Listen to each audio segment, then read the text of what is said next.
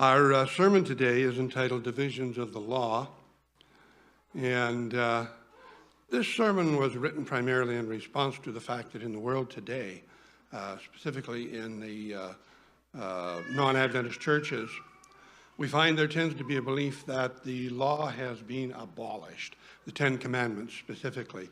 So we're going to take a bit of a look at that today, but we're going to go deeper than just that.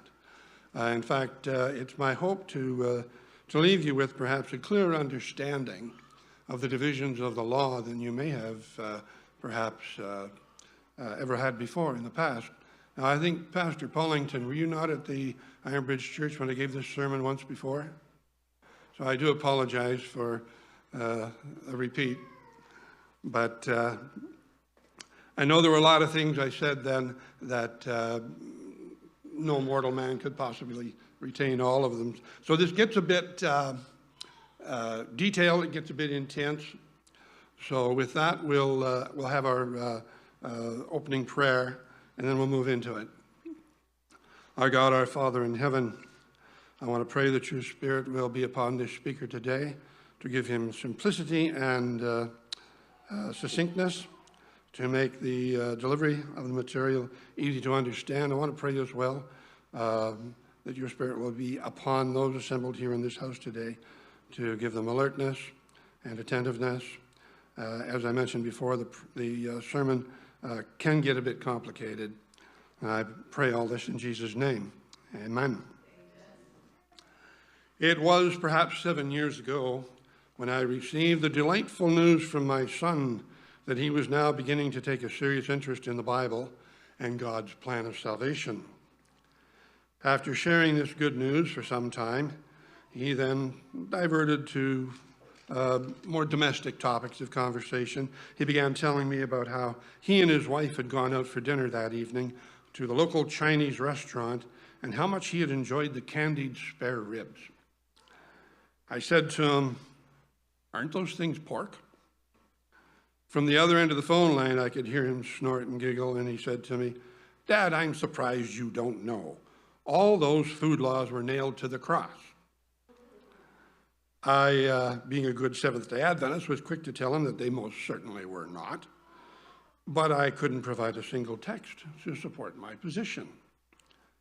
I simply came back with what Seventh-day Adventists had always told me and found to my distress that I couldn't prove that the food laws were still binding all the way down here in the last days.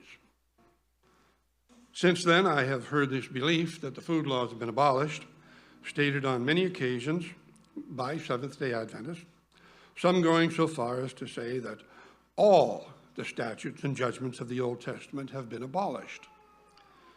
Others yet make the statement that all the statutes and judgments are still binding, therefore requiring us to observe the 7 yearly feasts of the Jewish economy. We have both schools of thought in the Adventist Church, and thousands, maybe even tens of thousands, are confused as to what the truth is. So with deep conviction and concern for my son's choice of diet, I embarked upon a 7-year study of the books of Exodus, Leviticus, Numbers, and Deuteronomy. My first deep study of these books revealed the constant use of 5 terms that need to be understood before a clear perception of God's law becomes possible. These terms are law, commandment, statute, ordinance, and judgment. Now that sounds like a lot right now, but their meanings will become abundantly clear fairly quickly. Let's deal with the first word, law.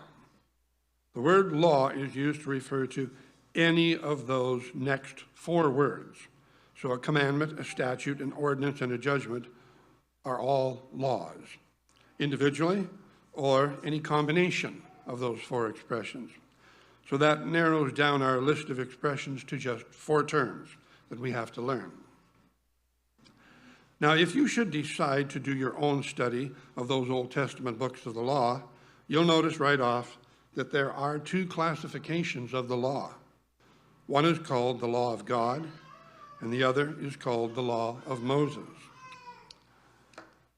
Now, at this point, I wonder if I might have 2 ushers or deacons to come forward. and hand out a sheet of paper. I was going to put this on the overhead, the screen, but I want you to take this home. I want you to have it as a reference material, something that you can look at and study, because there's a lot of Bible texts on this. Now I'll address that in just a moment. Joshua 24:26 says, "And Joshua wrote these words in the book of the law of God." 2 Kings 10:31 says, "But Jehu took no heed to walk in the law of the Lord God." Conversely, Joshua 23:6 says, "Be ye therefore very courageous to keep and to do all that is written in the book of the law of Moses." And 2 Kings 14:6 says, "Children of a killer are not killed for their father's crime, according to the law of Moses." So there you have the two terms, the law of God and the law of Moses. So we have the two major divisions of the law as it existed in the days of early Israel. 2 Chronicles 7:9 says, and by the way, we're going to go through that handout. So if you just put it down for now and pay attention to this next page, we'll get to that handout in just a moment. 2 Chronicles 17:9 says, "And they taught in Judah and had the book of the law of the Lord with them." But now Ezra 3 verse 2 begins to give us some indicator of what the differences between the two types of laws were. It goes like this: "Then stood up Yeshua, the son of Jozadak, and his brethren, the priests, and Zerubbabel, the son of Shealtiel, and his brethren, and they built the altar to burn offerings thereon, as it is written in the law of Moses." So we see that the law of Moses has more to do with the construction of the temple, its services, and its components, rather than with moral issues. While up on Mount Sinai for those 40 days and nights, Moses received not just the tables of stone engraved with the law of God, but also all the instructions concerning the temple and the priests. Exodus 31:18 says that God gave unto Moses 2 tables of stone written with the finger of God. Now that's important. In Deuteronomy 9:10, Moses says to the Israelites, "And the Lord delivered unto me 2 tables of stone written with the finger of God." Exodus 34:28 tells us clearly what was on those tables. "And he," Moses, "was there with the Lord 40 days and 40 nights, and God wrote upon the tables the words of the covenant, the 10 commandments." Deuteronomy 10:4 gives a similar account. After Moses broke the first set of stone tables, he was ordered to take another set up the mountain, and verse 4 says, "He wrote on the tables according to the first writing, the 10 commandments." So we see clearly from this that the law of God is the 10 commandments. In Moses' song to the children of Israel, Moses says, "The Lord came from Sinai. From his right hand went a fiery law for them." That's the finger of God writing on the stone. Moses was there. He saw this.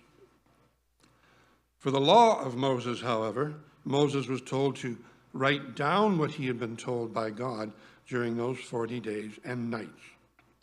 Moses probably needed that much time to memorize all the information God had given him. Deuteronomy 31 states that it came to pass when Moses had made an end of writing the words of this law in a book, that he commanded the Levites, "Take this book and put it in the sides of the ark." Not inside the ark, but on the sides of the ark. So we see that God himself, who gave Moses this instruction, makes a distinction between the two sets of laws. The moral law, the law of God on 2 tables of stone that he wrote with his own finger, is to go inside the ark.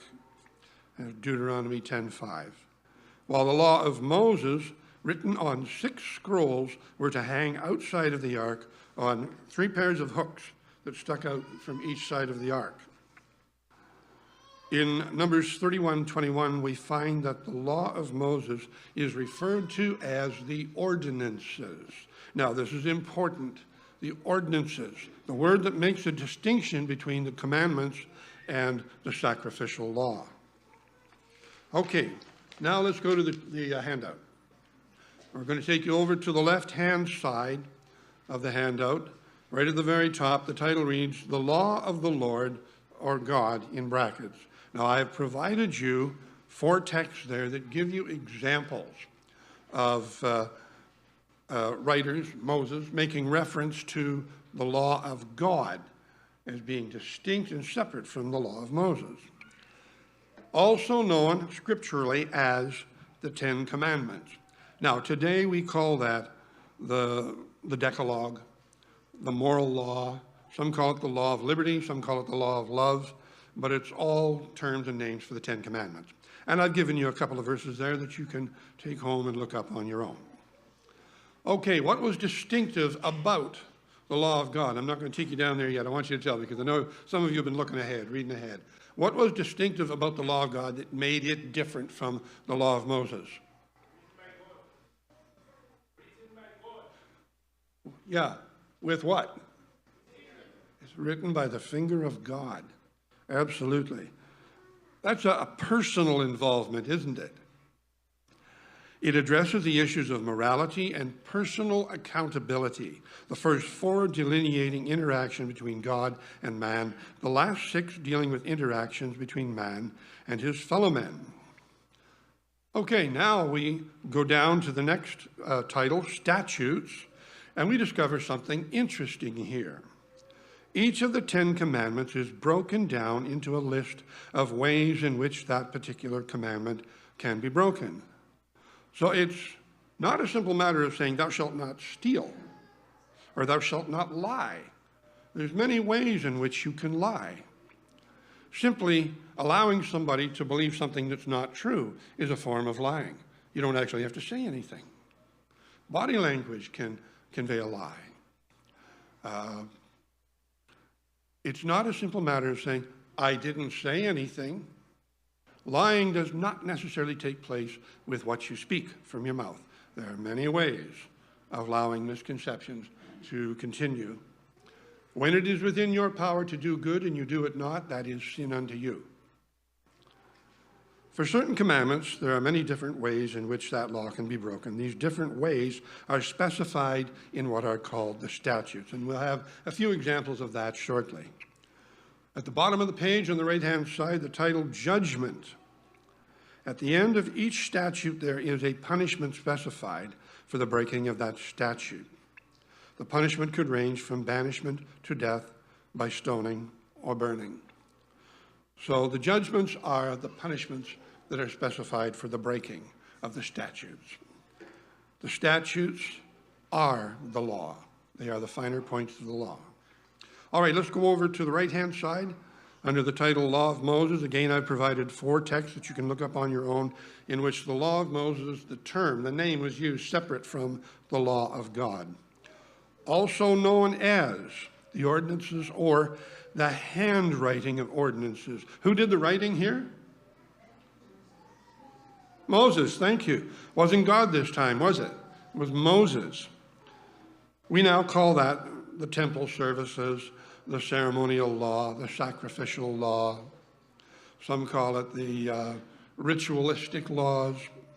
Written by Moses, instructions for temple construction and furniture, defines priestly vestments and duties, types of sacrifices, a sinner offering versus a free will offering, the 7 yearly feasts, assorted other rituals, teaching the law of God, the law of Moses, to others, teaching the difference that exists between the two, and given verbally to Moses by God. Statutes. Oh, look at that. We have statutes under the law of Moses as well. The basic structure of the law is the same for the law of Moses as it is for the law of God. Each of the ordinances is broken down into a list of ways in which that particular ordinance can be broken. For each of the ordinances, there is a specific punishment for failure to perform it correctly or to neglect it. Each of these specific ordinances are referred to as statutes. Judgments, same as for the Ten Commandments. At the end of each statute, there is a specific punishment for breaking that statute.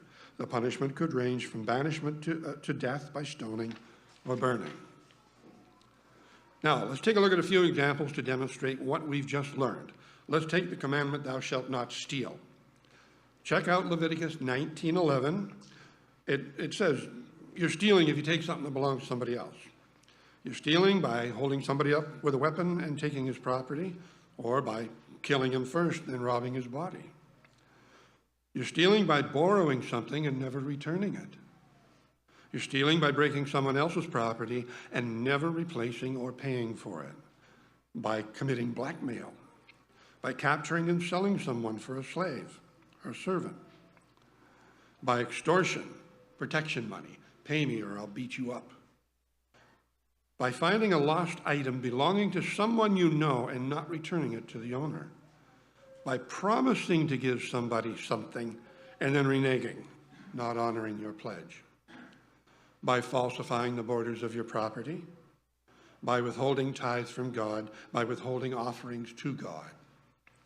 These 11 examples are from the Bible, and each offense carries its own judgment, from repaying the victim up to 5 times the value of the stolen item, that's Exodus 22:1, all the way up to death by stoning the offender.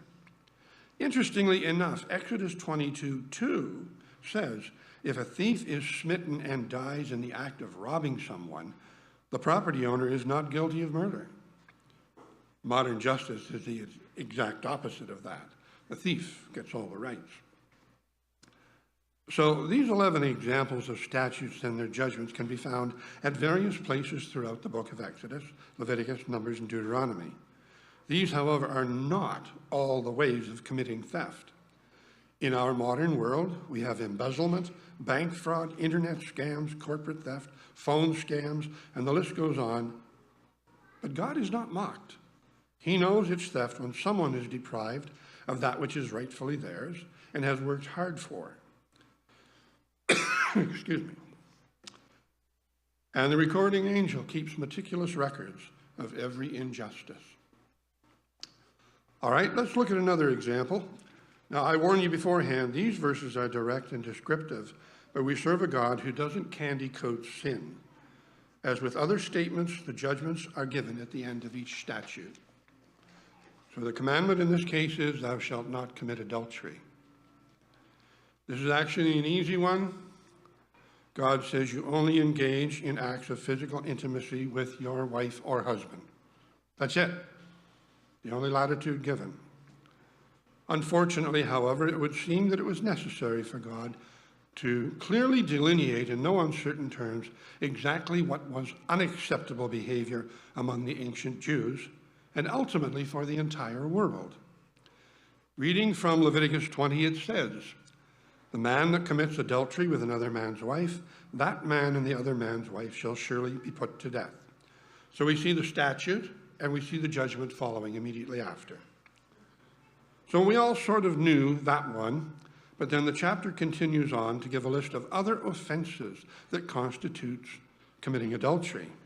Basically, the Bible condemns any person from engaging in intimate relations with his or her mother, his or her stepmother, her father, her stepfather, his daughter-in-law, her son-in-law, a same-gender partner, his wife and her mother together, an animal, his sister, a woman during her monthly time, his aunts, his brother's wife, her sister's husband, a harlot or prostitute, and rape, an unwilling partner. Now, in most of these cases, the judgments for breaking these statutes is death. The only exception is for the last 4 and the last third, in which the punishment is that they will have no children, and only God can see to that. Immediately following this list of statutes, God does not say, you shall keep my commandments. He doesn't say that. Instead, in verse 22, God says, you shall therefore keep all my statutes and all my judgments and do them. Notice how God stipulated that the judgments were to be performed as well. In other words, God was saying, when I tell you to stone someone, you will stone him, or you will be held partly responsible for his crime. You will not waffle or take mercy or hesitate. You will keep Israel clean and pure. Then God goes on to say in verse 23, you shall not walk in the manner of the nations which I cast out before you, for they committed all these things, and therefore I abhorred them. You shall be holy unto me. For I, the Lord, am holy, and have severed you from other people, that you should be mine. Are we as a Seventh-day Adventist peoples commissioned to be holy before God? Indeed. The commission has not changed from the ancient Israelite times to the present day. Likewise, from Leviticus 20, verse 1 to 8, God lists a few statutes, then finishes off by saying in verse 8, you shall keep my statutes and do them. He doesn't say you shall keep my commandments and do them, and that's because the statutes are the commandments. Something we should recognize is that each of these statutes has just as much force as the commandment that it is expounding upon, for indeed it is that commandment. In this example, all 15 statutes are merely different ways that you can break the seventh commandment, thou shalt not commit adultery. It's easy to think that a statute might be a lesser law than the original commandment because statutes are used today in municipal law, which doesn't even have as much force as provincial law. However, the statutes of God are indeed as binding as the original commandments of the 10 Commandments, and so are the judgments. For all the rest of the 10 Commandments, one can find a list of statutes that describes every possible scenario in which you could potentially be breaking that commandment.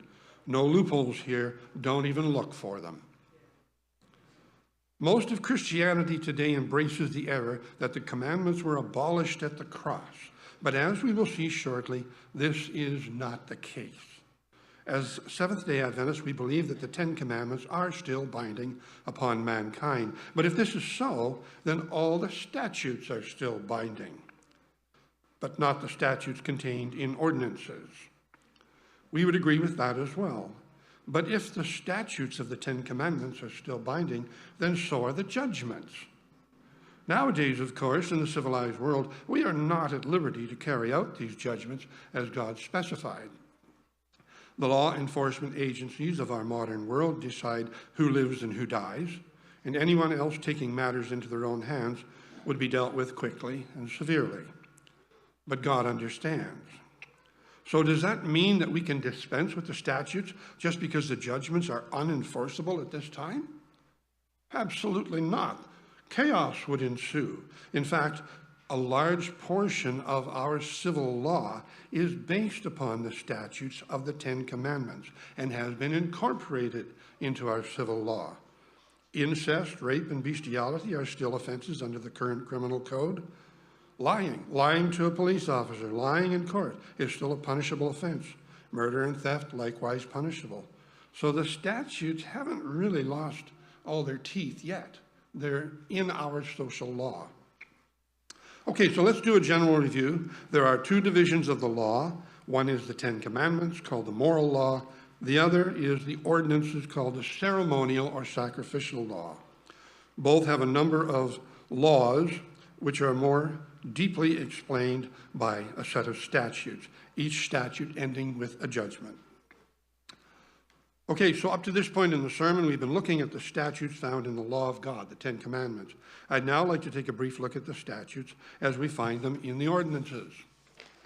A good example can be found in Exodus 30, where God says to Moses, "For Aaron and his sons shall wash their hands and feet thereat." I'm talking about the laver, the big brass laver that stood outside the tabernacle.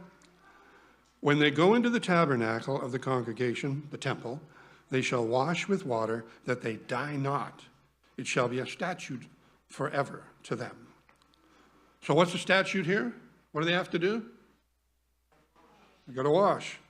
That's the ruling. Priests must wash their hands and feet before going into the temple. And what's the judgment if they don't? They die. Pretty straightforward, isn't it? A second example from Exodus 28, 40 to 43, regarding the temple service specifies that coats, linen pants, girdles, and bonnets are to be made for Aaron and his sons. Verse 43 says, and they shall be upon Aaron and his sons, meaning they'll be wearing them when they come into the temple and the altar in the holy place, that they bear not iniquity and die. It shall be a statute forever unto him and his seed. So what's the statute here? What do they got to do? What do Aaron and his sons have to do when they go before the altar? They have to be wearing special vestments. That's right, priestly clothing.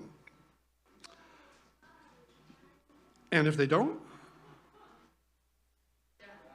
Yeah. They die, and they die in their sin because they knew to do what they'd been told to do. And when you're guilty of sin and you die, that basically means they're lost.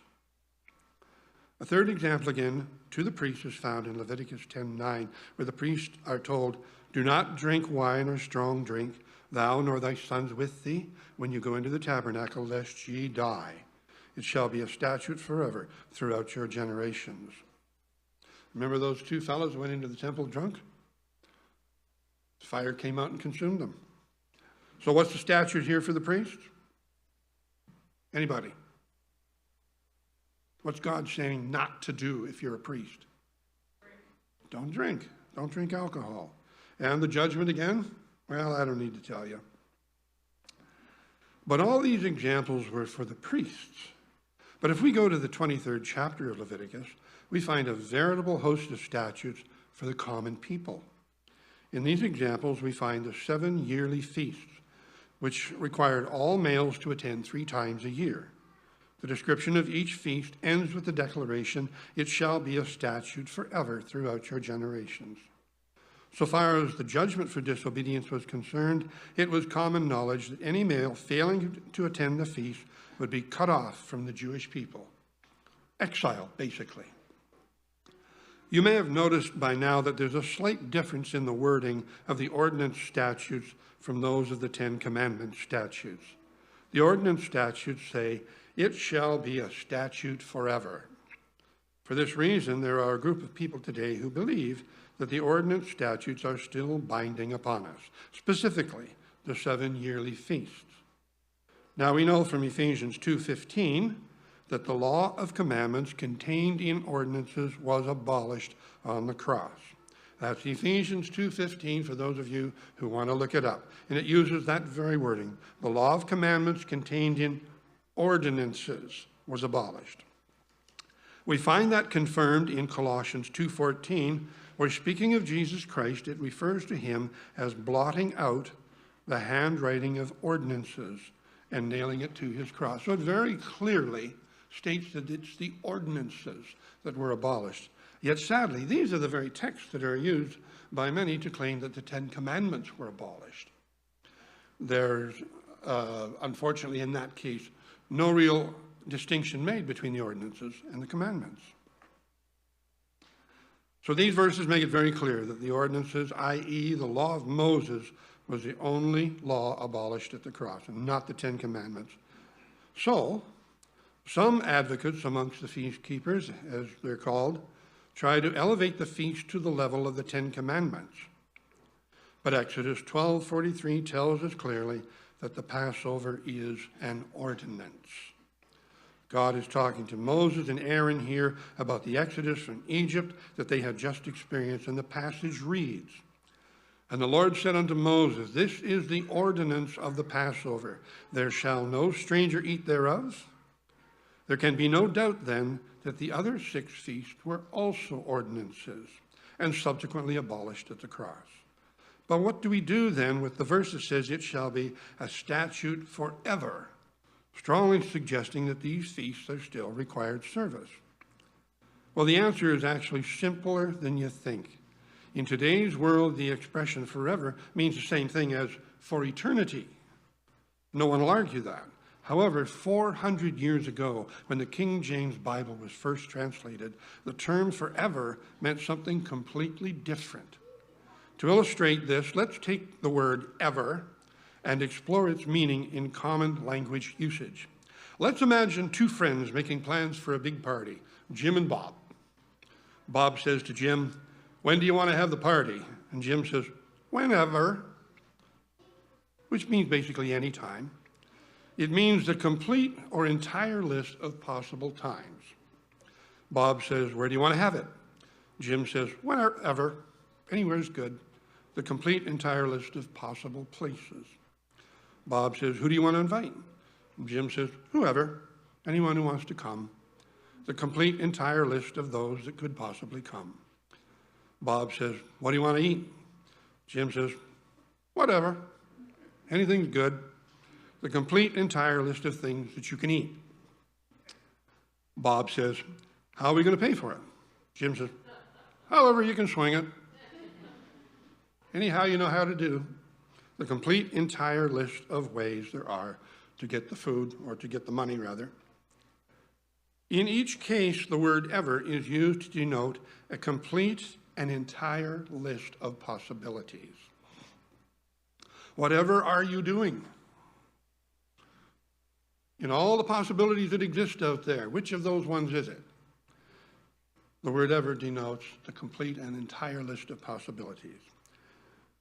Is it ever used, even once, in that example that I gave you, to denote eternity?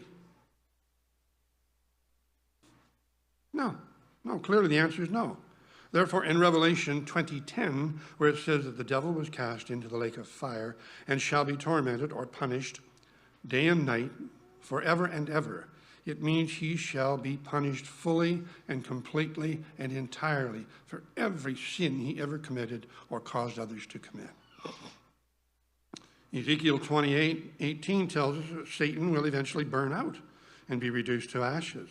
Because he is guilty of so much sin, he will burn for many days and nights before the fire has totally and entirely consumed him, has burned him forever. Likewise, when God's people were told that a specific ritual was to be a statute forever, this meant they were to observe that statute as fully and completely as possible, down to the last detail. There was to be an entire consecration to the observance of that statute. Never were they to ever leave off the observance of those feasts and statutes until those ordinances met with their fulfillment when Christ died on the cross.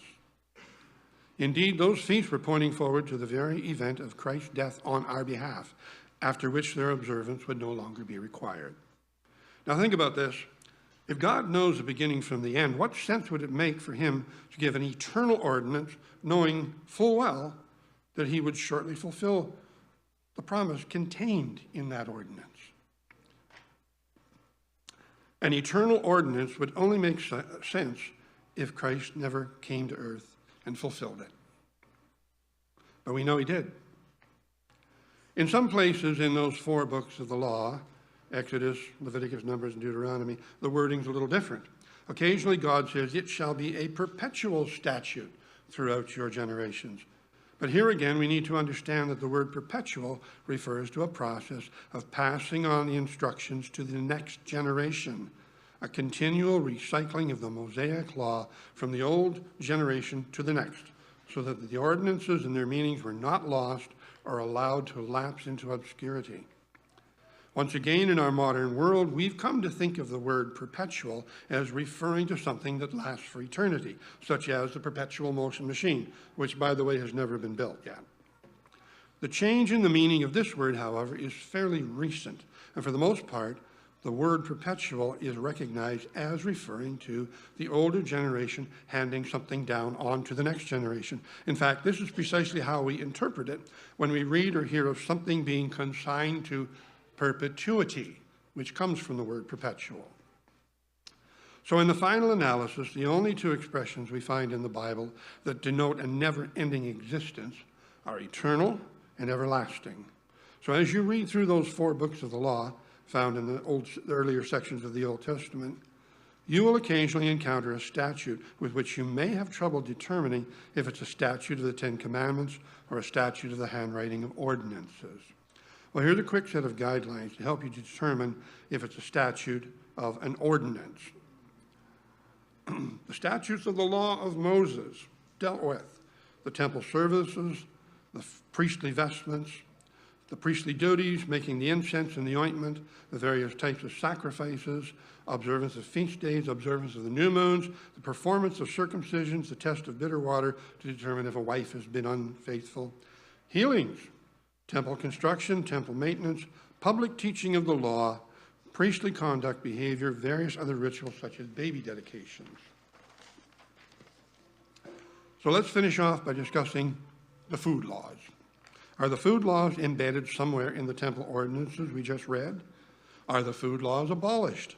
Is my son really free to eat something that was abominable to God before the cross, but now it's okay to put in his face? Well, in Leviticus 20:25, God says, "You shall therefore put a difference between clean beasts and unclean, and between unclean fowl and clean. And you shall not make your souls abominable by beast or by fowl or by any manner of living thing that creeps on the ground, which I have separated from you as unclean. You shall be holy unto me, for I, the Lord, am holy." So God found the consumption of unclean animals to be abominable before the cross. Malachi 3:6 says, "I am the Lord, I change not." If God found the eating of unclean animals abhorrent before the cross, he's certainly still going to find it abhorrent afterwards. The reason God condemns the eating of certain animals is because there's something in their chemical makeup that is harmful to mankind.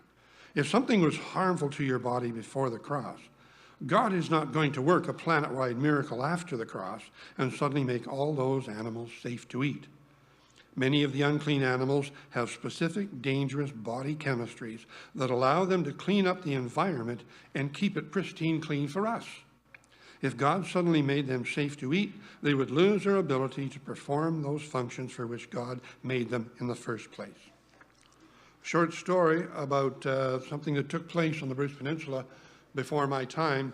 When the first settlers came there, the Bruce Peninsula is that long limestone body of rock that sticks out into Georgian Bay in southern Ontario, and it was covered with rattlesnakes.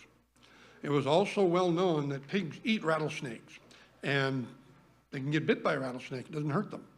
So they brought in 1,000 pigs and just released them on the peninsula and let them go from the north to the south. After a couple of years, there was almost no rattlesnakes left. Then the question was, well, what do we do with the pigs? Well, on Manitoulin Island, just north of the Bruce Peninsula, there was an Indian reservation. And they thought that it might be a nice gesture to give the Indians all this food. So they gave them the pigs. And within 2 months, large numbers of the natives began to go blind from the venom that was still contained within the flesh of those pigs.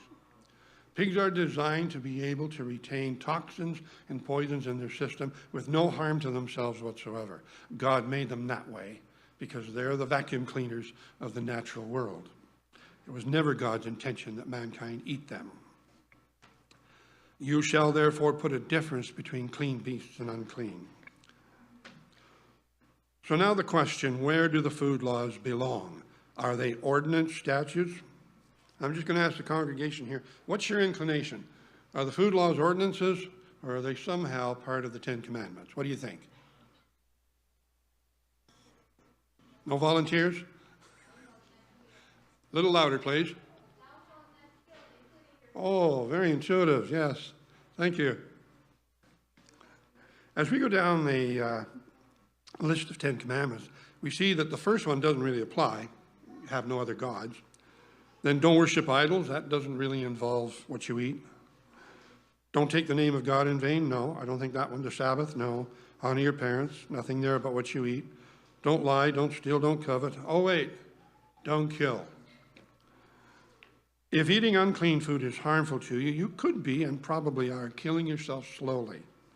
Shellfish and shrimp are extremely high in cholesterol, not good for the heart. So are snails. God banned the Israelites from eating fat, and modern medicine now knows too much fat causes heart attack, stroke, or cancer. Further study will indeed reveal that the food laws constitute statutes under the "thou shalt not kill" commandment. Or more specifically, thou shalt not kill thyself. Remember those three great laws of the universe? Don't do anything to hurt other creatures, don't do anything to hurt God, and don't do anything to hurt yourself. Finally, Leviticus 20 contains a statute that condemns the eating of unclean animals.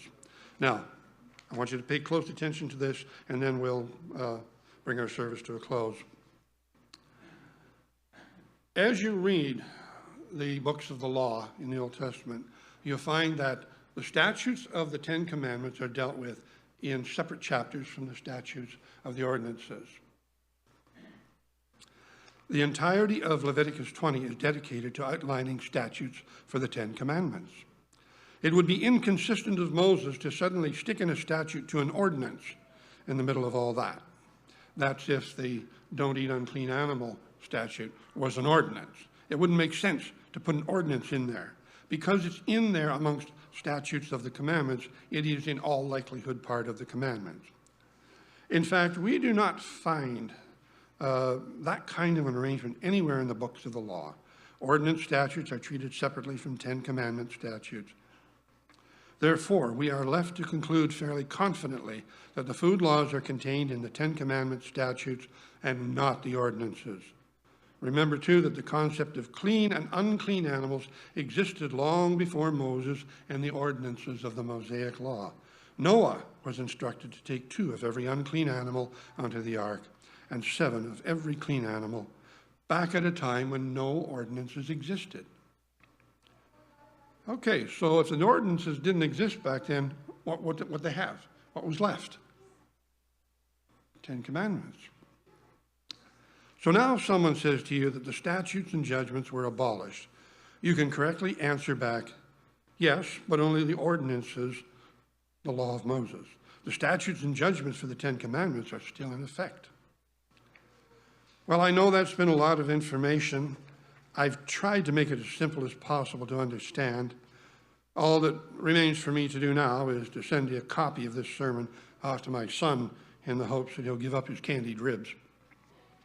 You've been a patient group. Thank you kindly. And our closing hymn will be number 428, In the Sweet By and By.